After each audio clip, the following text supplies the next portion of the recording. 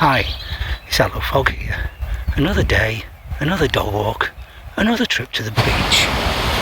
I just want to introduce the next episode in the little series about building a home studio of sorts. This one's about the gear.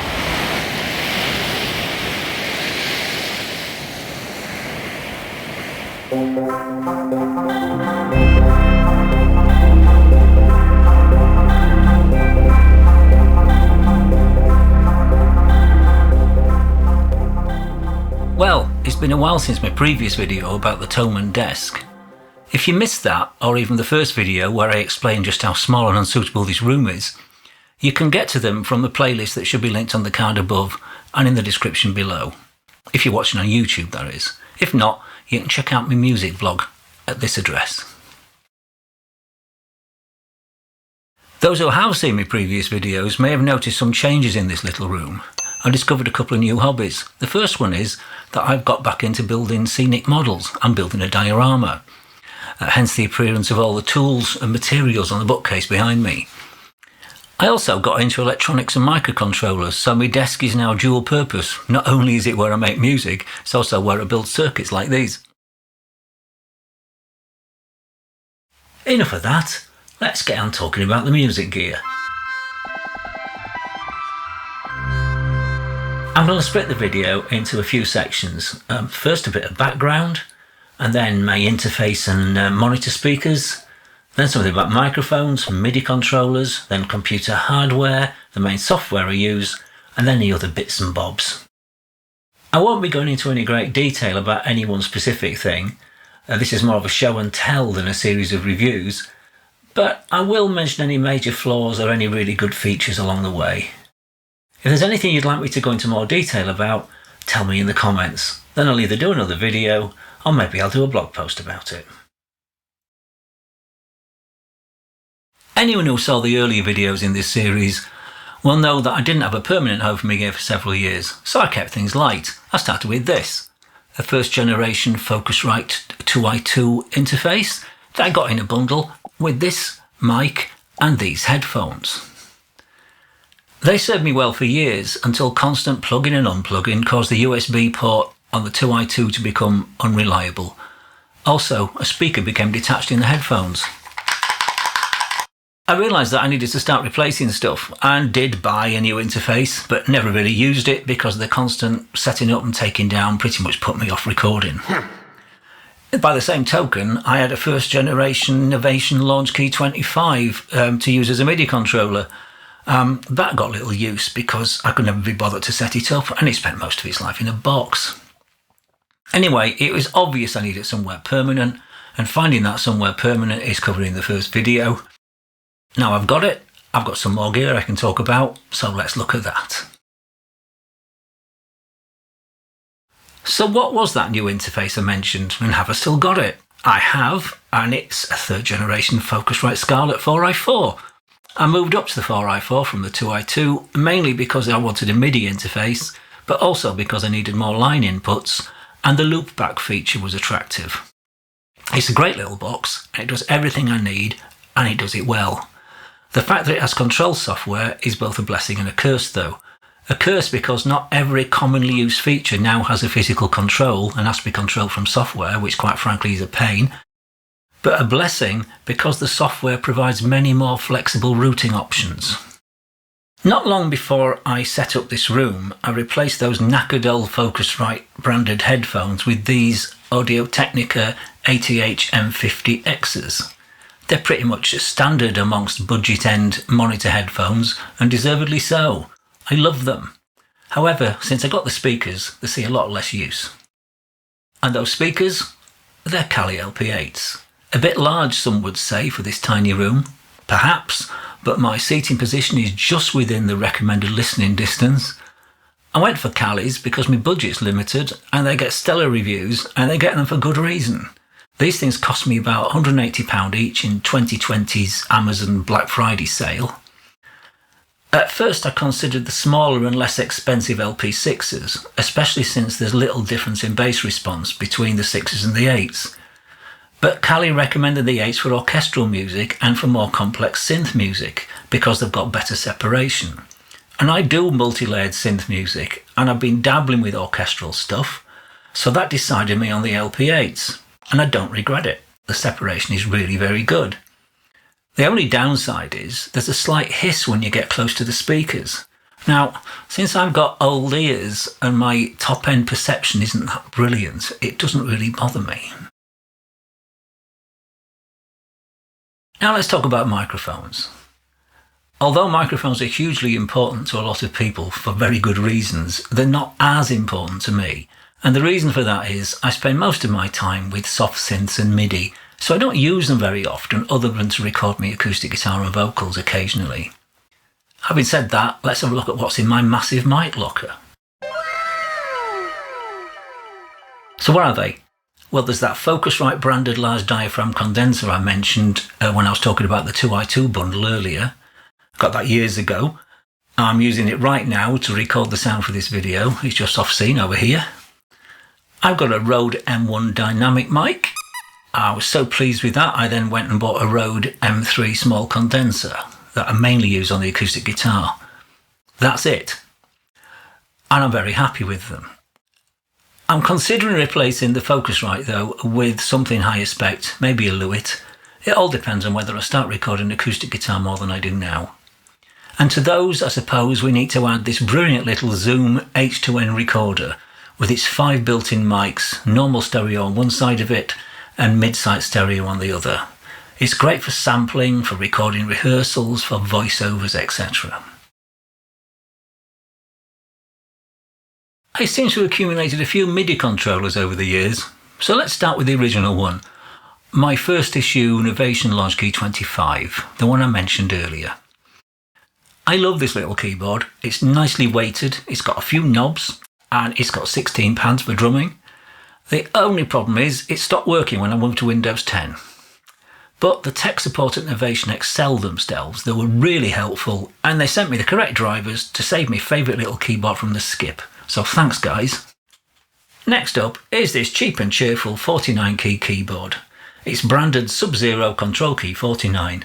Now those of you in the UK may know SubZero as an own brand of gear for music, an online music retailer. But actually it's made by Worlde. It was cheap. It's not bad. The keys are a bit spongy. I got it for the rare occasions when I need more than 2 octaves. And also because I keep kidding myself I'm trying to learn to play piano. It's got lots of options, but the interface is arcane and the manual is worse than useless. So all I do is use the keyboard and the pitch and the mod wheels, which is okay. Plugged into the control key is this Stagg sustain pedal, which does its limited job very well. The magic of MIDI means that the pedal also works with the other keyboards, providing they're all on the same MIDI channel. The next and last little keyboard in this MIDI roundup is the AKAI LPK25. I got this for when I wanted to go mobile. Just plug it in a laptop and away you go. It's a tiny keyboard with good control software and a nice feel. It actually does more than I need it to do. I originally bought the Korg nanoKey 2 to fill this role, but found it to be truly horrible. Really cheap and nasty, but not cheap if you see what I mean. So I sent it back to Amazon and instead bought this little AKAI, which was less expensive and in my humble opinion, infinitely superior. Speaking of Korg, brings us to the final controller, and that's the nanoKontrol 2. When I thought my old Launchkey was bound for landfill, I needed a MIDI control surface and plumped for the nanoKontrol. It's a nice piece of kit for the money and I use it a lot. The only downside is it can get a bit temperamental and refuse to play with the other USB MIDI controllers, but an occasional software reinstall seems to fix that. Now it's because I had this that I originally bought the matching nanoKey, thinking they'd be similar quality and they would look nice together. Well, they might look nice together, but the quality is miles apart. Okay, it's time to look at my computer hardware now. Everything's powered by an HP Envy 17-inch laptop. It's just over a year old now and has an Intel Core i7 processor and 16GB of RAM. This thing's pretty quick and handles Reaper with 100 plus tracks and MIDI soft synths without breaking into too much of a sweat. And that's running it with antivirus turned on and loads of the usual guff running in the background. With my previous laptop, I used to have to use a separate user account for recording with lots of things turned off, including the internet and antivirus. The biggest downside of this laptop is the keyboard and the mouse touchpad. The keyboard's a bit weird. It hides the \key beloved of Windows on some weird function key or other. But by far the worst aspect is the truly appalling touchpad that clicks when it feels like it and mistracks, and it's just awful. So as a consequence, I invested in a Logitech MK570 wireless keyboard mouse dongle combination, which does me fine and works really well with my desk. And I now ignore the laptop's keyboard and mouse completely. I've always gone for 17-inch laptops because of the extra screen real estate. Even with my eyesight, I can use them in full HD, providing they're close enough. The trouble is, they're getting harder to get hold of, and the prices are increasing. Now, most pictures of my desk that I published show the laptop in the centre, but recently I've got myself a cheap Acer KA222Q 21.5-inch full HD monitor. That was a mouthful, wasn't it? I'm using it now with the laptop closed up, and it's much easier on the eyes. Why only 21.5-inch? Well, that size just fits between my speakers. And if you've seen my previous video, you'll know that I'm thinking of moving the speakers down onto the desk. So fitting between them actually matters. Now, that monitor was only about £80, and it's surprisingly good for the price. To glue everything together, I used to use an Atolla 4-way powered USB3 hub to plug in all the USB MIDI controllers, but now I've expanded it to a 7-way hub by the same maker, mainly to accommodate some of my new electronic toys. And finally, and oh so reluctantly, I've invested in a USB iLok dongle to let me use my iLok protected virtual instruments. God, I resent spending that money. Why? You'll need to wait for another video that I'm going to make about why I loathe iLok and the vendors that use it. My DAW of choice is Reaper. There are several reasons for that. One is it's a comprehensive piece of software. There's more features in it than I will ever use. It's a very stable piece of software. It very rarely falls over, and when it does, it's usually the fault of some misbehaving plugin. And also, it's infinitely customizable. You can make it work the way you want to work. And if you're coming from a different DAW, you can customize it to work a bit like how that one worked. I've been using it for several years now, and I'm very satisfied with it. I also like the licensing policy. There are 2 rates. One for people who make little money from it, and one for people who make quite a lot of money from it. Regardless of which rate you pay, it's still the same piece of software. There isn't a cut down version. I'll be sticking with it for as long as they keep making it, and for as long as they don't break it. I'm not going to list every VST and every virtual instrument plugin that I use, but I will mention a couple that I use a lot. Firstly, I finally took the plunge and bought the full version of Kontakt when it was on sale last year. God, it's expensive at full price. But it's a great piece of software and pretty much the industry standard sampler, and I use it all the time now. But come on guys, there's still no undoing the editor. What do you think this is, 1975? The other virtual instrument I want to mention is Spitfire LABS, an excellent collection of free sampled instruments from Spitfire Audio. This is a slightly eccentric collection with some instruments more useful than others. In fact, some of them are downright bonkers. But the sampling is really good, and Spitfire keep on adding to the collection, and at the moment it's about once a month. All the sampled instruments run in Spitfire's own Labs sample player. I use this thing nearly every time I record now. What else then? Well, for scoring I use MuseScore 3, open source just as I like it. For guitar tab and practice I use Guitar Pro 6. I never updated to version 7 because I really didn't like the changes they made. I've tried VCV-Rack for modular synthesis, but it falls over all the time on my system, so I've reported the bugs and pretty much given up on it. One of the many little utilities that I use that I'd like to single out for mention is MIDI aux. It helps me troubleshoot MIDI problems, and I'm looking at you, Korg nanoKontrol 2. It's a good piece of software. And talking of MIDI, I use Loopy internal MIDI ports that let different software communicate with each other through MIDI. And finally, everything runs on Windows 10 20H2, which is actually a stable version of Windows. I can't believe I'm saying this as a long-term Microsoft critic and reluctant Windows user, but it really is rather good. So what's left?